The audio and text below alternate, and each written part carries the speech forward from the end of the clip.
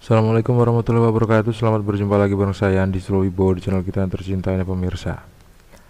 Kali ini kita jumpa di podcast yang ke-11 dan saya mau jawab sebuah pertanyaan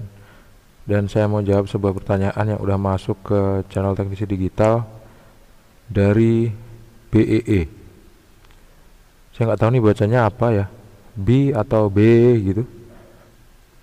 Saya baca aja Eja ya, BEE.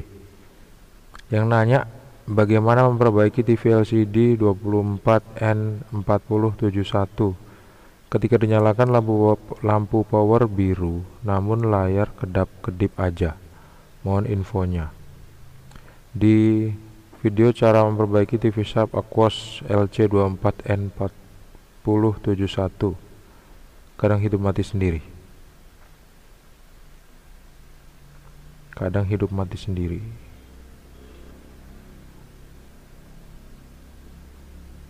Kadang hidup mati part 3.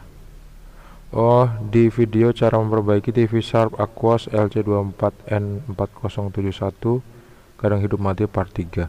Video ini saya bagi ke beberapa part pemirsa karena terlalu panjang untuk nunjukin realitas waktu saya memperbaiki TV ini.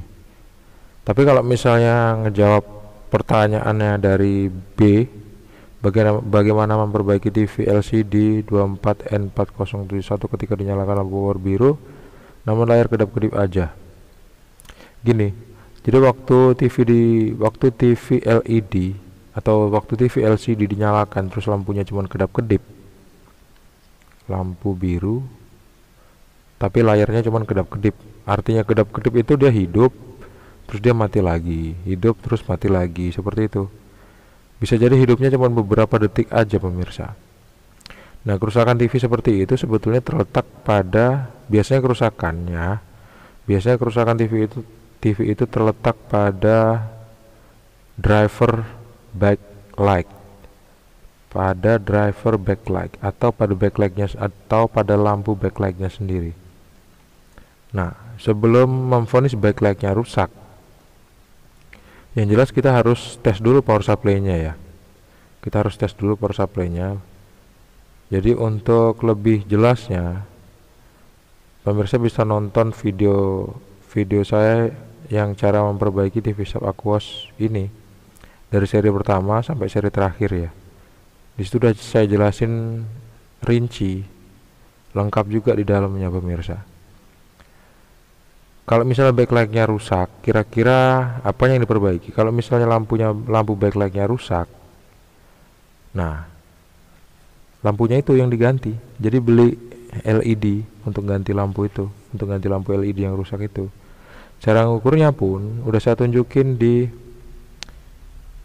video cara memperbaiki TV Sharp Aquos ini, gitu. Bukannya video ini ya pemirsa, tapi video yang ini. Dari seri pertama sampai seri terakhir itu udah saya tunjukin caranya. Nih, udah saya tunjukin caranya.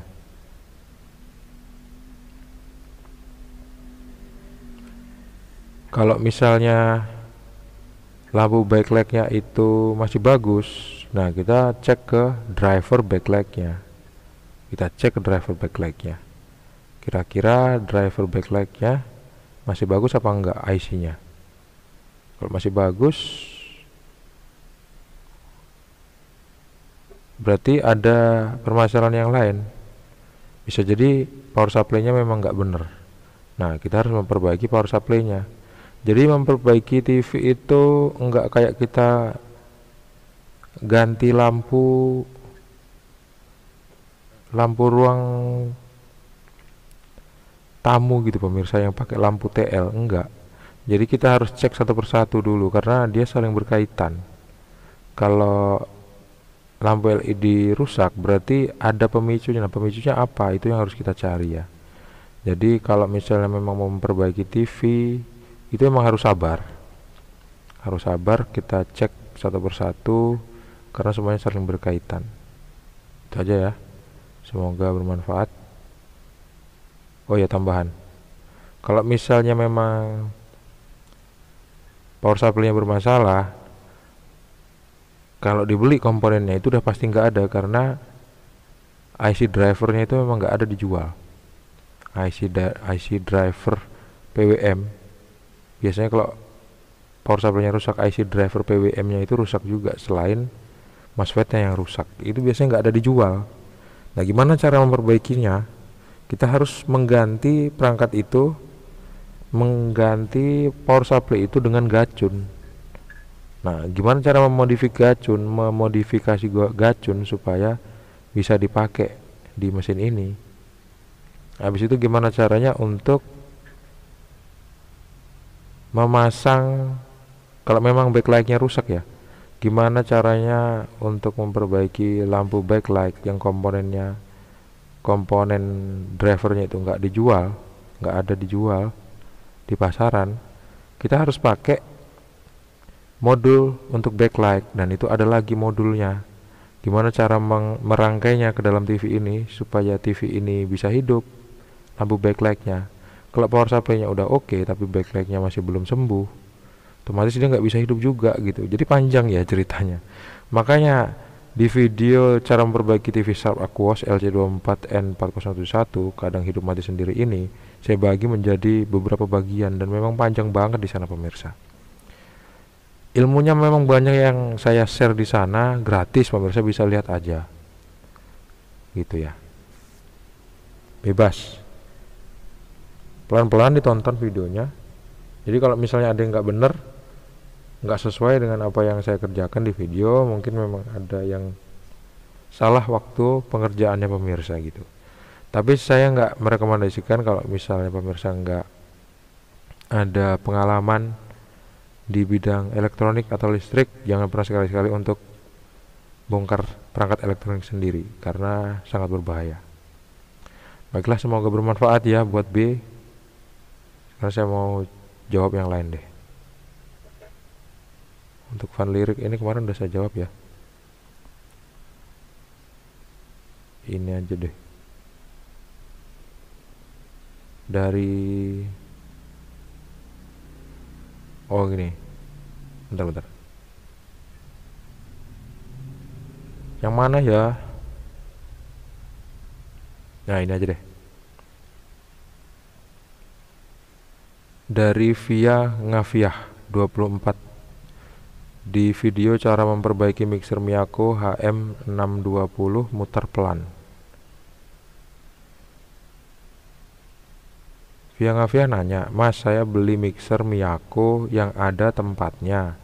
Yang dipakai pertama kali belum ada 5 menit, panas banget mesinnya. Bau plastik kayak gosong. Terus saya matiin, pas udah dingin saya pakai lagi. Belum lama udah mati dan besoknya saya nyalain bisa. Tapi selang beberapa hari pas saya pakai mau buat bolu, baru muter sebentar suara mesinnya kayak nggak kuat muternya. Juga pelan, jadi telurnya masih encer belum mengembang. Itu kenapa ya Mas? Solusinya bagaimana?"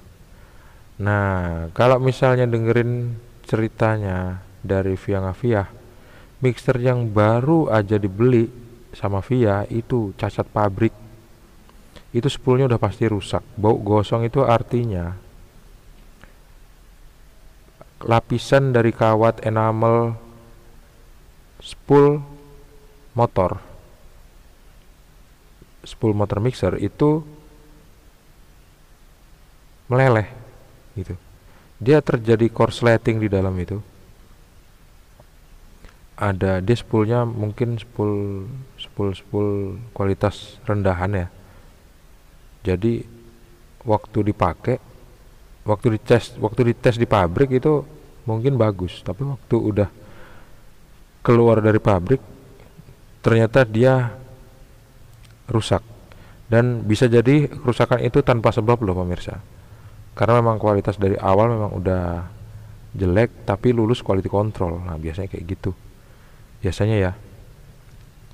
Kerusakan itu positif terletak pada spool. Nah, kalau bau gosong itu selain spool juga bisa terjadi pada arang. Nah, arang itu bisa jadi hampir habis. Arang kalau misalnya itu dibongkar ya, nanti Via Ngaviah bakal nemuin ada arang di situ.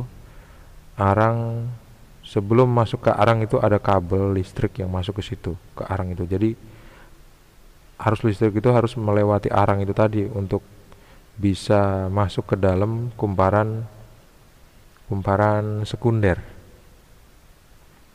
Nah, arangnya itu biasanya tergerus habis, dia gosong. Itu kadang-kadang juga bisa menyebabkan bau gosong. Kalau misalnya masih garansi, balikin aja. Kalau memang udah nggak garansi, kayaknya belum beruntung banget deh beli mixer baru dipakai langsung rusak. Dan itu harus ganti spool. Ganti spool artinya ganti mesin baru, ganti mixer baru. Itu nyakitin banget karena baru beli ya. Baiklah ya, semoga bermanfaat jawabannya untuk Via Ngavia 24 dan tadi B. Sampai jumpa di podcast selanjutnya. Jangan lupa untuk klik like, subscribe, dan membagikan video ini ke teman-teman pemirsa yang perangkat elektroniknya rusak. Semoga bisa membantu. Sampai jumpa di video selanjutnya. Assalamualaikum warahmatullahi wabarakatuh. See you and bye-bye.